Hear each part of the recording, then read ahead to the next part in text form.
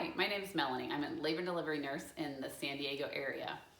With the lack of classes and tours, and with everyone feeling extra anxious and concerned about delivering in a hospital during this COVID-19, we wanted to put a video out explaining many of the everyday changing policies that have been put into place that help protect us, our families, and you and yours. We are still here to support you and reassure you that you can still have an amazing delivery even during these times. So first we're going to meet with Kara. She's going to give us a quick tour of one of our rooms, and then a few of the other nurses are going to explain a few of our policy changes. And lastly, I'm going to meet with Jen Aikimoto, who is one of our midwives that brought spinning babies to our unit. She's going to show us some positions that can help get your baby from up here in the pelvis to down here. Hi, my name is Kara. I'm a labor and delivery nurse at one of the hospitals in San Diego, and we thought we would just give you a quick little tour of our unit and what you can expect when you check in. So when you come through the front doors, you're going to ring the bell. We're going to let you and your support person in. You're going to come and you're going to check in over here with our staff. You're going to stand behind the blue line and check in with our labor and delivery staff. Hello, staff. Say hello. Good luck. And then follow me this way. I'll show you one of our rooms. So this is one of our labor rooms. All of our rooms are private. Plenty of space here for you and your support person to get you through the labor process. The nurse will be with you most of the day, most of the time that you're here. We offer a lot of options. We have birthing balls. We have peanut balls.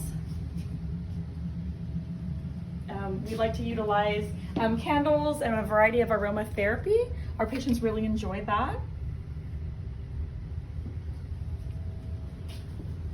Also, if your doctor allows it, we have intermittent monitoring, and we allow showering.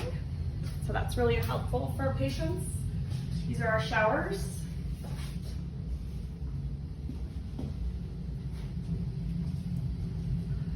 And then over here is where the nurse primarily works. This is our bedside monitor, where we can monitor your baby's heart rate and your vital signs throughout the duration of your labor. We also have central monitoring, so up here on the screen we can see your baby's heartbeat, your contraction pattern, your vital signs. We can see it all throughout the unit, so all the nurses work together. We're always watching you and your baby. We're always helping each other out. This is all of our emergency equipment, our IV pumps, epidural pumps, and these are our labor beds. So our labor beds have a lot of options for different positions to get you through different stages of your labor and to support your pain as far as your progress, as well as your progress. This is how we break down our labor beds when it comes time to delivery. Just going to show you briefly here. The bottom of the bed breaks off.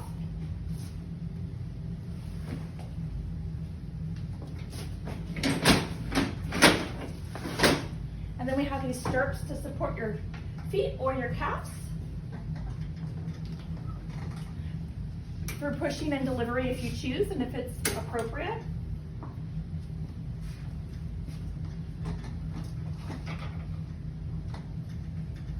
So our labor room that's really comfortable turns into a delivery room pretty fast. So we have lights here for our providers. And as well as a place over here for your support person. This sofa pulls out into a bed for your support person to stay throughout the duration of your labor. Over here, this is where we work with your baby. So this is our baby warmer, where we can weigh the baby, we do his or her vital signs. It's the full resuscitation capabilities as well. And so this is a nice place for us to assess your baby while it's still in the room with you. We do have a support team from the Brady's Children's NICU that comes to all of our high-risk deliveries, and it's here to support us if we need it. But most of the time it's your nurse, your doctor or midwife, and a second nurse in the room supporting you and your family for the delivery. Hi, my name's Renee. I'm one of the nurses here at the hospital, and I just wanted to come on to talk to you about some of the changes that you can expect with the development of COVID-19 and things we're doing within the hospital. First and foremost, I look a little different. Typically you see our faces, but now we are all going to be wearing masks. So we also might wear hats, we also might wear goggles, so that's the first thing that you'll notice. One of the biggest changes is in regards to visitors and support people. So we're only allowing one support person in the hospital for the duration of your stay. That individual is encouraged to stay in the room and not come and go. They may not come and go to and from the hospital, so be prepared for that. As well as that individual needs to be healthy and also needs to be wearing a mask for the duration of their stay. So that can be a cloth mask. If you don't have a mask of any kind, you can just use a facial covering as well. So that person will be expected to have that.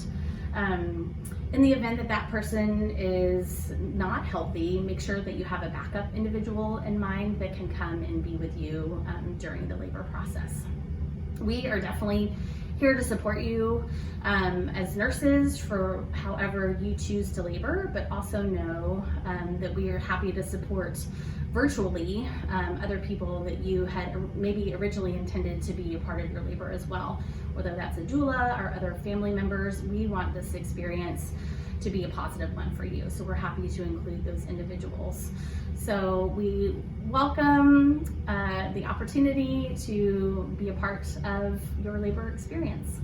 Hi there, my name is Ashley. I'm a labor and delivery nurse here at the hospital, and I wanted to chat with you about different practices that are in place right now during the COVID virus pandemic. So if you have tested positive, we would like for you to please notify your OB provider if you feel like you're coming into the hospital to be evaluated for labor or any other signs and symptoms that are worrisome to you.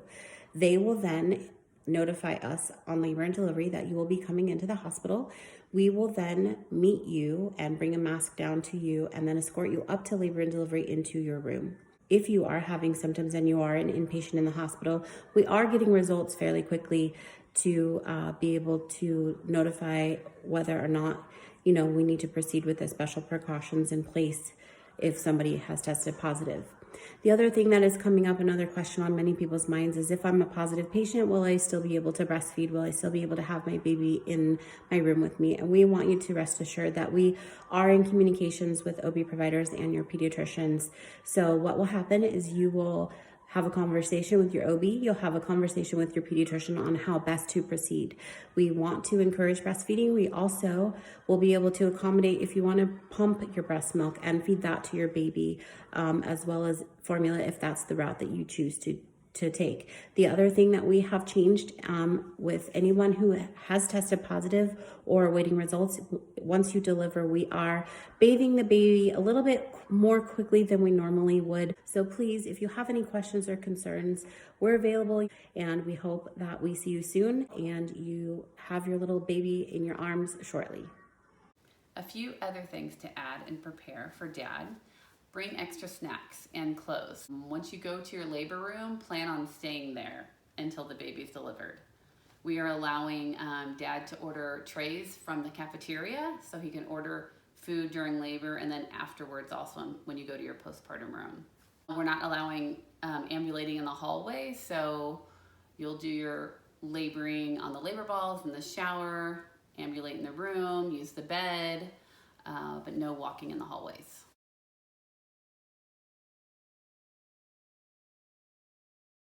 Hi there, we're creating a video. We both work at a hospital in San Diego. I'm a nurse midwife. My name is Jennifer Ikamoto. So I'm going to now talk about some spinning babies exercises. Mel mentioned them in the introduction video. Spinning babies was developed by a midwife.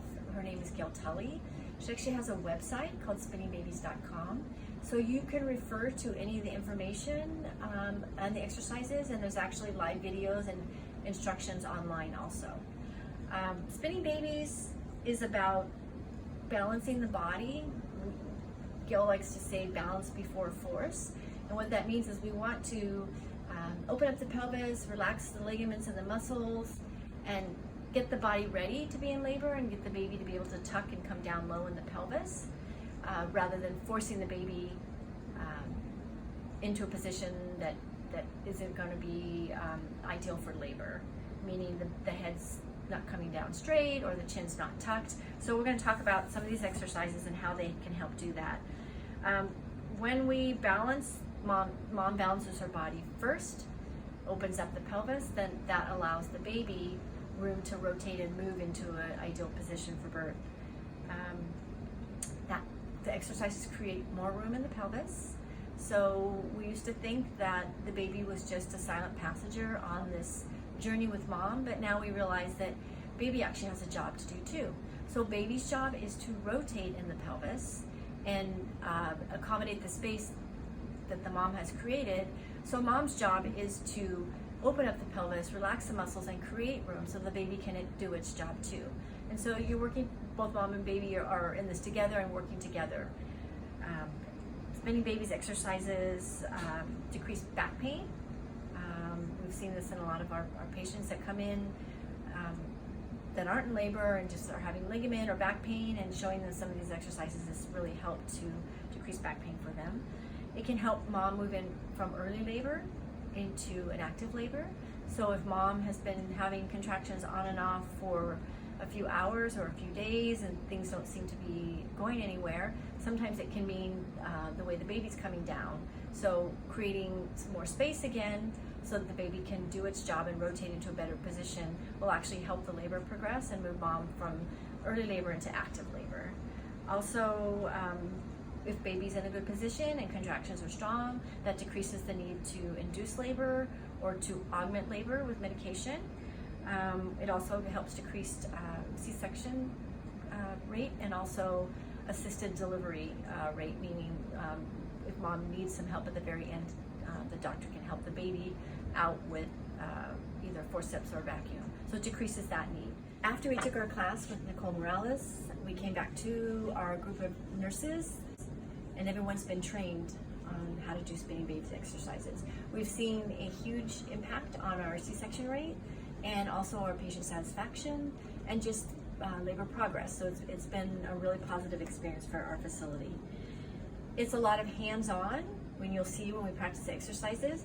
So this is the time for your support person, be it your husband or another support person, to really be involved and shine and help you with your labor, especially in this time now with all the COVID-19, when we're being encouraged to have more social distancing and less hands-on to decrease our risk. Okay, we're going to talk a little bit now about what you can do before labor to help prepare. I want to call them our daily essential exercises. So starting at 36 weeks, you could do something called a child's pose once a day for 30 minutes. It is a yoga pose, and it's something that you can look up online, but we will show you when we get into the portion of our video that is showing exercises and positions that you can practice. So that one is daily for 30 minutes. Another thing that we're going to show you is something called smart rest. So when you're resting, either in early labor or just during your pregnancy or sleeping at night, position that is very comfortable but also helps open up your pelvis and stretch your muscles. Daily, we encourage you to do some exercises, and I'll run through them now. The first one is called a hip stretch.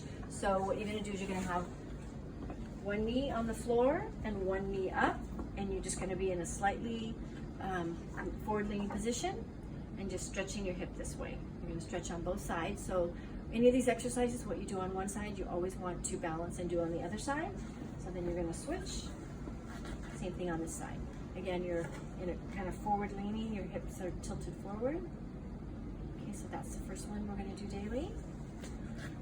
And then a calf stretch, that's an easy one. You can do that twice a day. Pick something that you do, like brushing your teeth, washing your face, something that you're doing on a daily basis twice.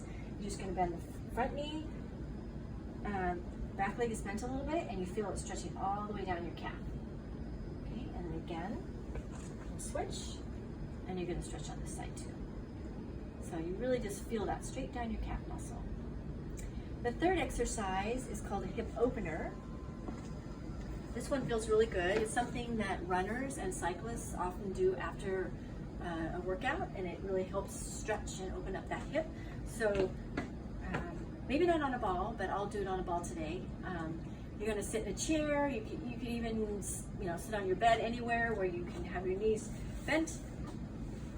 Top leg is going to come up, and then you're just going to lean slightly forward. You can place your hand here if you need a little bit more of a stretch. Open up that knee a little bit more. You feel it all the way through your hip, so you're opening up your hip. And then repeat it on the other side, leaning slightly forward and opening up that hip. And then the last thing you can do, if you have an exercise ball, is something called a vigorous hip circle. So it feels good, and it really helps open up and stretch those ligaments and muscles of the pelvis. So you're going to go all the way back and all the way forward. And again, what you do in one direction, you're going to go back and do it in the other direction. So they're very vigorous. They're not just slight little turns. They're going all the way around. And I think that's it. Yep. Okay, so now that we've talked about spinning babies, why we do it, what the value of it is, we're going to show you some of those moves. The first one we're going to show you is something that we will probably have you do at the hospital. It's called the Three Sisters. So it's 3 exercises, and then there's an additional one. So I guess it could be the stepsister or the cousin. And then we have a few more moves that we're going to show you. And again, you can refer to all of this on spinningbabies.com. So the first exercise we're going to talk about is called the rebozo. This one we do leaning onto the bed. This releases the tight muscles of the uterus and the cervix, and also helps the baby rotate in pregnancy and in labor. So we'll do this one first. You can use a sheet if you're in the hospital or home. Jen happens to have a nice little rebozo here. Straight belly here. Okay, slide forward. That's where it goes. On the bottom half, right? Yeah. Okay, bottom half. You can kind of put your thigh leg here to hold as mom sways a little. You do this for about 2 or 3 minutes, and it relaxes the ligaments on the side.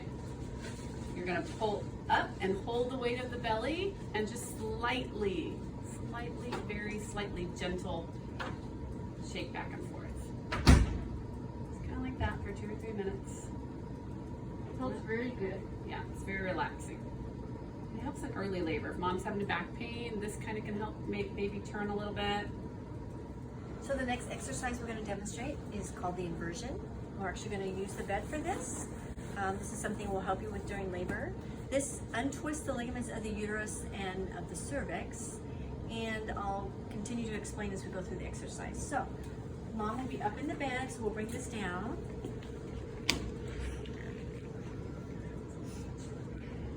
Alignment here with my knees this way. And then mom will face the bottom of the bed Arms and down. come down on her elbows and tuck her chin to her chest. Okay? And then I'm going to bring the bottom of the bed down. It looks a little bit scary, and it feels a little scary the first time you do it, but it actually feels pretty good. So we're going down now. I promise the bed will stop, and we'll go all the way to the floor.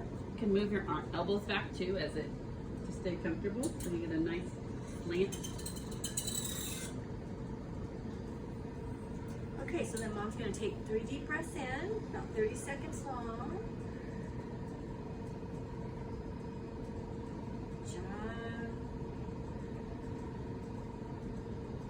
And then 1 more deep breath. And then I'm going to have mom come up onto her hands and come all the way up, straight up on her knees. First time, you might feel a little dizzy, but yep, it's stretching. So when mom comes up back into this position, we've temporarily stretched those ligaments, and now they're helping the align the uterus to be straight, and maybe help untip the cervix that's tipped to the back or tipped to the front.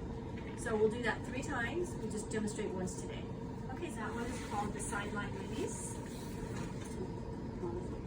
So this exercise, very important that you do it on both sides. We don't want to stretch one side and then leave the other side unbalanced.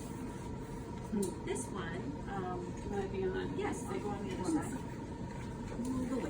So that you can see, so mom's going to come all the way to the edge of the bed, so her belly's actually hanging off the bed. Off bed. And Normally you have normally we'll have the side rail up, and so mom can kind of use this hand here to balance herself. But the really important thing here is that mom is looking straight ahead, her head is straight, her shoulders and her hips are aligned. So mom is like a straight pencil. And then I'm going to have her flex her feet, and then lift the top leg, and then bring it over the side of the bed, and then just let it drop. Okay? Bella's actually pretty limber here, so sometimes the leg doesn't quite drop down this low. But again, you're just kind of, the person helping wants to just balance so that the hips and the shoulders stay stacked. You don't move back too far this way. Right. And you don't want to move too far forward this way. Right. You want it to be nice and Straight. And we try not to distract mom too much because we don't want her head to be straight. Yeah. Right. Okay. So we'll do this for 3 contractions on one side, and then very, very important, we'll move to the other side and do it on the other side. If mom is not contracting very often, we'll do it for 10 minutes on each side. Okay, so let me show you on the other side real quick. So we'll have mom roll all the way to the other side. This can be practiced at home as well. Right, this is one that you can do about 3 times a week at home. Again, you can refer to spinningbabies.com, and there's a video there and instructions also. So again, notice that her hips, now we're gonna line her shoulders up and have her head be straight, looking straight ahead. There we go. And actually, most women say this feels very good. It's a good stretch. Okay, so that's our 3rd exercise. For our next exercise, we usually follow up the last exercise we taught you called slide, ride, release with this called shake the apples. And you'll see why in just a moment. So what this does is it actually helps stretch those muscle receptors, and after we've stretched, it kind of jiggles the baby and allows the baby to get into a more ideal position, tucked and ready to come down to that pelvis. So actually this is another one that feels really good. Some people like to get all the way up in the bed. I kind of sit this way, the sheet or the rows are over mom's hips, and we're just going to shake her hips back and forth. We're shaking those apples. How does that feel? So relaxing. I can do this all day. Sounds like a long time, but for a good 10 to 15 minutes. It's also good if labor is stalled at some point to kind of put the bed in Trendelenburg slightly and try to get the baby to kind of back up and start over. So if you're been 7 centimeters for a while, you can try this as to help. So you really want to get in there and be vigorous and shake those apples. So again, remember, you don't have to remember the order or when to do them. We'll help you with that. Right. Switch things up. I'm going to show one of my favorites. It's called the abdominal lift and tuck. This one is really good for early labor. So if you're having contractions at home and your babe is up high, kind of on the pelvis like this, your contractions are just kind of having your baby do this every time. This maneuver will actually help lift the baby up, bring the baby in, and then help the baby come down and be engaged in the pelvis, which will then have hormones sent throughout your body to continue labor. We've had lots of luck with this. This one is, as we talked about exposure and closeness, Jen and I are not doing a very good job of social distancing. Let me put my mask on since this is kind of a close one. Okay. So, we're going to reach behind. So your husband, your support person, you're going to show him your hips. Your hips are going to be tucked in, like your butt cheeks tucked in a little bit. You're going to reach around where the baby's head would be. Lift up 1 inch or 2, in 1 inch or 2 during the contractions. Move side to side. And you're going to hold it throughout the contraction. So when mom says, okay, here comes one, I feel one, she gets in position in front of the partner. He reaches around, he pulls in, holds up as she moves through the whole contraction. So if you notice, it's I'm not leaning forward. With this one, we're tipping. So the idea is we're getting that top of that pelvic bone out of the way so that the baby can go right past it and dip down to that pelvis. You already said 10 so that's your 10 contractions. Right? Yeah, Okay. I did, but Yeah. through 10 contractions. Okay, good. Okay, so these are also a few of our favorite labor positions we like to put you in. Often this is after the epidural. If Jen gets in bed, this one is called day girls. Here call it cowgirl. The night girls seem to call it mermaid. But either way, this is actually, we're going to kind of make a backward C with your body, almost so the pelvis is pushed out like this, right? Right. So the baby, instead of tilting it forward. tilting it forward, so the baby can easier slide down. I don't know if you got that, but so we're going to push this, make it push this way forward. Yep, kind of like that. Your shoulders can come back a little. Back towards you. Back okay. towards me. Your head can be normal and relaxed. We're gonna put your legs up on the peanut ball. Pull this. It looks really uncomfortable, especially when you're pregnant, but actually people do okay. I don't think that has to be there actually. I think that's just one of the pictures, so that can be relaxed. But actually people do a good job of resting like this. So this works fantastic. After the epidural, if contractions slow down, do side leg release, followed by this cowgirl, and often we're complete and having a baby right after. So this is a really good one to practice. Okay, let's continue on with the smart rest. Smart rest or side Exaggerated side lying. Exaggerated side lying with the peanut ball. So you'll be a little closer to that side. We're gonna have you, bring your legs forward and your belly rolled kind of to the bed. That opens your pelvis up really nicely. This is a really good one, especially if the baby is looking up or OP. And we go back and forth with this. So see how Jen's got her arm either backwards or straight up, whatever you can do. But her belly is definitely, belly button is leaning towards the bed. This is one we often do too. So it's just good to have dad kind of help put mom in also. And also at home, you can do this with a pillow. Again, called Smart Rest. It's comfortable. It opens up. Do the same thing. However you want, another pillow up here. Just get comfortable. And again, like Mel said, pretend like your belly button is a flashlight shining at the bed. So your belly button is going to be pointed towards the bed. And a lot of women already sleep this way. It's a comfortable position. So if you haven't already, go get your support person, learn and practice these techniques, do the daily essentials, and help your baby get into a better position before labor.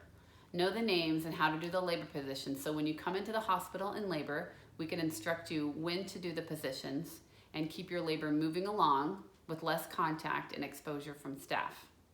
If you have any pregnancy problems such as high blood pressure, placental issues, bleeding, a lot of amniotic fluid, or your baby's just recently turned from breech to vertex, talk to your doctor before doing these techniques.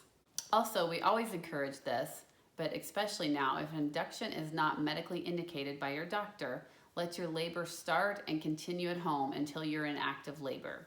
It can decrease the time you spend in the hospital by hours, sometimes even days. So eat, shower, breathe, and relax at home in a comfortable environment. And if you have any concerns or questions about when to come to the hospital, call your providers. I just want to say thank you to Jen and all the other girls who helped make the video. Hopefully this answers many of your questions and gets you feeling more prepared and excited to meet your baby. I wanted to end with sharing some of the pictures of some of our nurses, doctors, and midwives of their first moments, since you will soon be sharing your first moments with us. We'll see you soon. You got this. Push it. Push it good.